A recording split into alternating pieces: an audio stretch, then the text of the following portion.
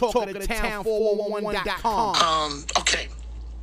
A few years, several years ago, I used to work at a place, 98.7 KISS.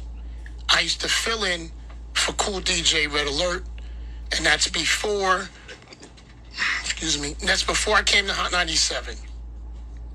So I filled in for Red for a couple of years, and I was very grateful, still am. It relaunched my career. I got fired from BLS. Notice I used the word fired.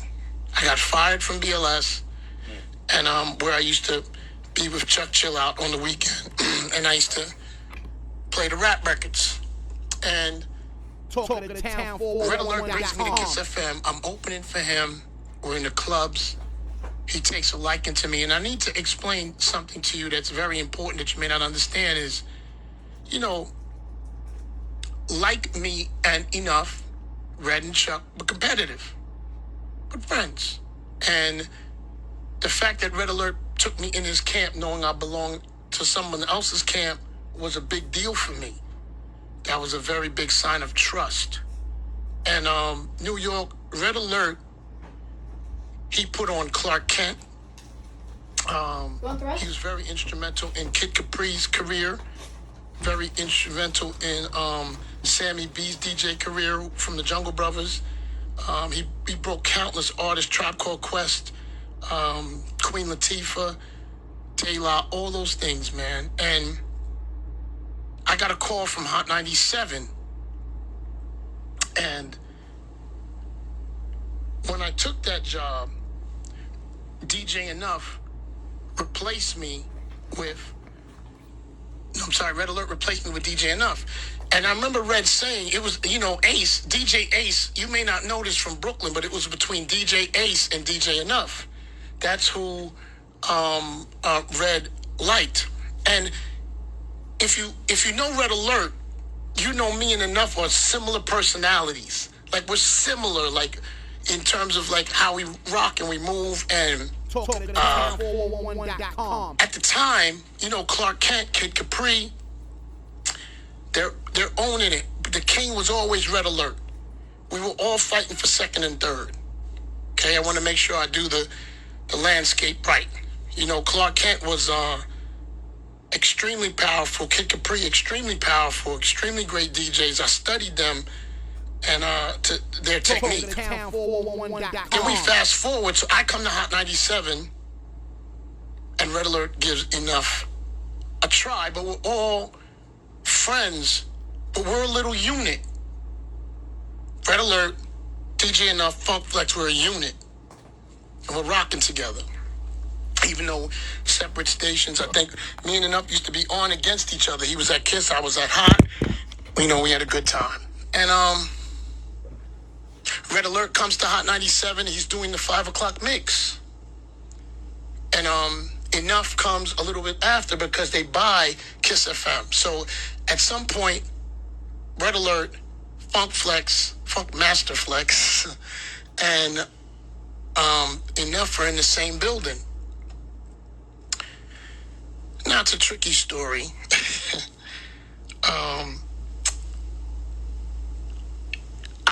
What's the best way to put it, man?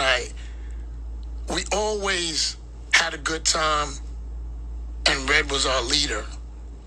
And I have to tell this story, and I hope I don't hurt anybody's feelings, but I'm gonna keep it a buck. So,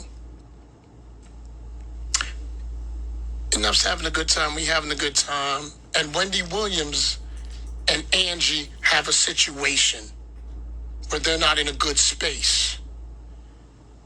And when Angie takes over afternoons, Cool DJ Red Alert is the DJ. But with the Wendy thing getting a little bit hairy, and Angie and Wendy not having good vibes, Red Alert was kind of no longer wanted. I'm keeping it a buck of the history because it's my last 7 o'clock show, and I'm just gonna keep it a buck. She wasn't really open arms to Red. Angie, don't get mad at me.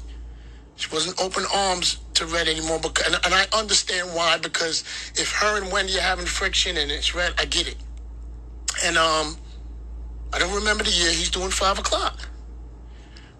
Enuff being the good guy that he is, and good energy, I think he was doing the midnight run. I don't remember. He was doing like 12 midnight on Saturday. Maybe the morning show. Oh, he was on the morning show. Yeah. And some way, somehow, and Emmett, don't get mad at me, Emmett's broadcasting at the time was trying to fire Red Alert. I think the week his mother died. Town411.com. And I went in the back and I spoke to Judy Ellis. I said, Red go, I'll go. And me and Enuff and Angie, we never talked about what was going on, but I knew what was happening. And I love Enuff. And you know, he was hanging out with Angie in the studio. And nothing wrong with that while Red's DJing. And it was on your hours. I get it. It's moving, whatever. I do a ski trip. I left my bag up here. I come see Red Alert. They fired me today. Angie and Enuff went on vacation that day. So they couldn't even face him face to face. I disagree with that, but I understand what was going on. Me and Enuff ain't talked for 5 years. I understand his point, though. And I understand Angie. And I ate it. I didn't 100% agree with it because I feel like if we come from a camp, you know, so when we use the word brotherhood, when we use that word brotherhood, I want to make sure we're using it right. Red Alert gets let go. It was an issue to me, but I forgave because I love him and I love Enuff. And it took me a little while to forgive. And Angie pulled us in the room several years later and said, you know, y'all just need to talk about it. I was honest with him. He was honest with me. Great energy. Still is, New York. Just so you know, I still love him like a brother. Because I'm going to tell you something. I watched him on TMZ and I saw them bait him. No, TMZ or people in the street can't make me hate my brother. Because when you lead somebody with the questions, plus I know exactly who sent the camera down, and I know exactly the publicist that handled all of that, and the person that arranged that used to work here. So I understand the movement. I understand. Nothing, because what the headline says is not what he said. So, but I want to make sure we talk, because we use the word brotherhood. Now, we're rocking and rolling. We move on.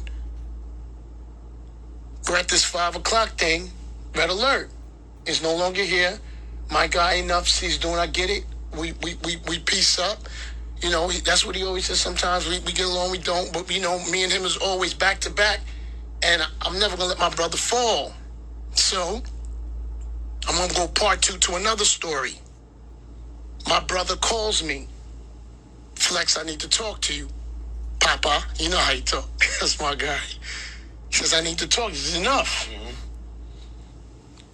I'm always, you know, we always going to move together. Talk of the town 411.com. This guy wants to take my 5 o'clock spot.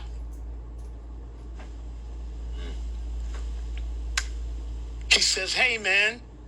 The guy tells me, he asks him, where would you like to be in the next couple years? I want to do 5 o'clock. So the guy that wants to, let me refer to him as snake number 1. Talk of the town 411.com. Because there's 2. I'm gonna get to snake 1 and snake 2, but let me stay at snake 1. A guy he put on. I call him. Why would you say that to Enuff? What possessed you? He asked me what time slot, what I wanted. I'm not saying that ever happened, New York. I'm just telling you in this particular situation. And you know who I'm talking to. You, sir, know that conversation. Not only did I say to him, don't you ever in your life say that to Enuff again.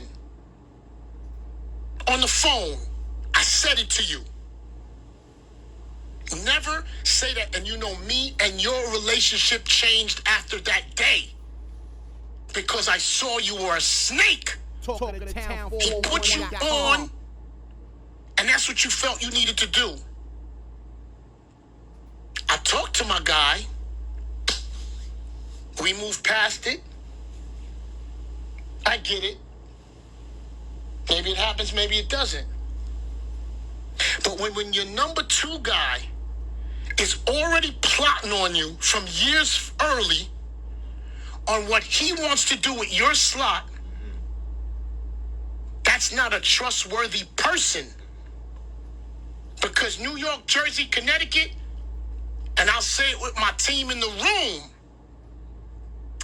if they ever, anyone on my team, ever stepped on Enuff, we would have fist fought in the room. It wouldn't have happened. Would not have happened. Talk of the town 411.com.